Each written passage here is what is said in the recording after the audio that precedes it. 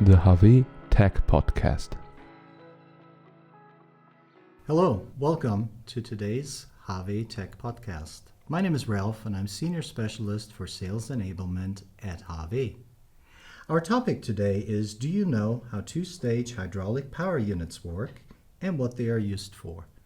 Since I don't have any idea, I've invited my colleague Sarah, who works as product specialist for hydraulic compact power packs at HAWE, and she has a lot to say about this subject, I'm sure. Welcome, Sarah. Nice to see you. Hello, Ralph. I'm happy to be here. Well, great. Well, then let's get started. I don't have any idea what a two-stage hydraulic unit actually is and what it means. So, Sarah, maybe you could start by explaining that. With pleasure. The principle is quite simple. Two pumps are driven in parallel by one motor, a low pressure stage with a high flow rate in a low pressure range, and a high pressure pump with a low flow rate in a high pressure range. Okay, so why do we do that?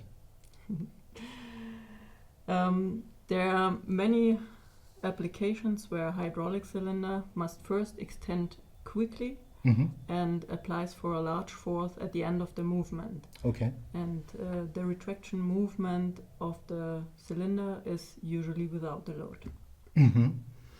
Okay, so why don't we just design one pump that delivers enough flow and pressure? Why do we have to use two pumps? This is theoretically possible, less practical, as it would require a large hydraulic pump, which is expensive. In addition, it requires a large motor, which provides the power at a high pressure, at a high flow. It would also be expensive and large. So this is why we split the tasks. In the low pressure range, both pumps pump together for a large flow.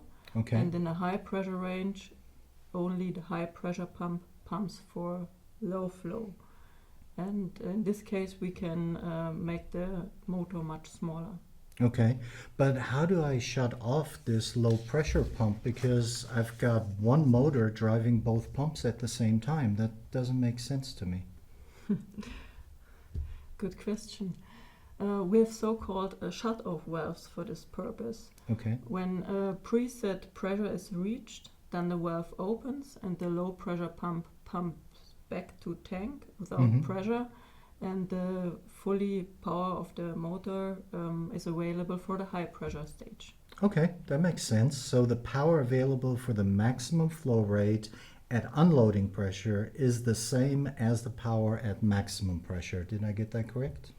Yes, this would optimize the system.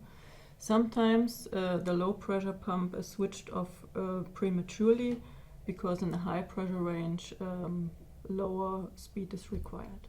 Okay, so we've talked a lot of technicals. Can you maybe give us some examples of applications in which these two-stage power units are used?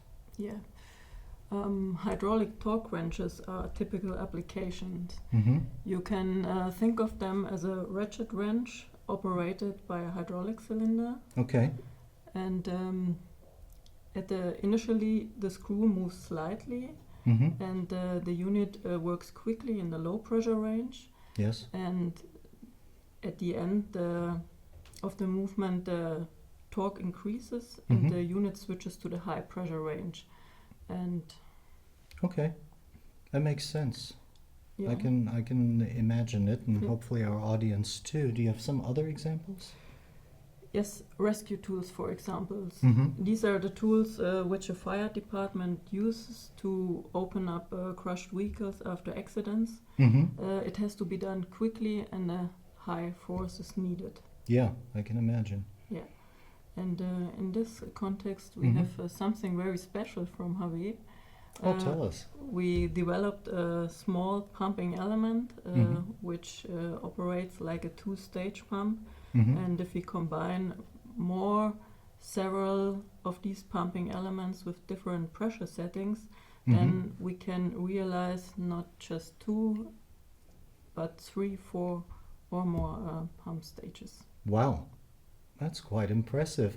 Sounds like a topic for another podcast in the future. I think we'd go too far on this one, but great that you mentioned that. Would love to hear it, so you're invited for the next time. Let me summarize real quick what I understood on this topic, and hopefully our audience did too. So two-stage units have two pumps driven by one motor. Up to a set shutoff pressure, both units pump together, and they deliver a very high flow rate. When the shutoff pressure is reached, then the flow rate of the low pressure pump is returned to the tank without pressure, and only the high pressure pump delivers into the system, as you explained so nicely.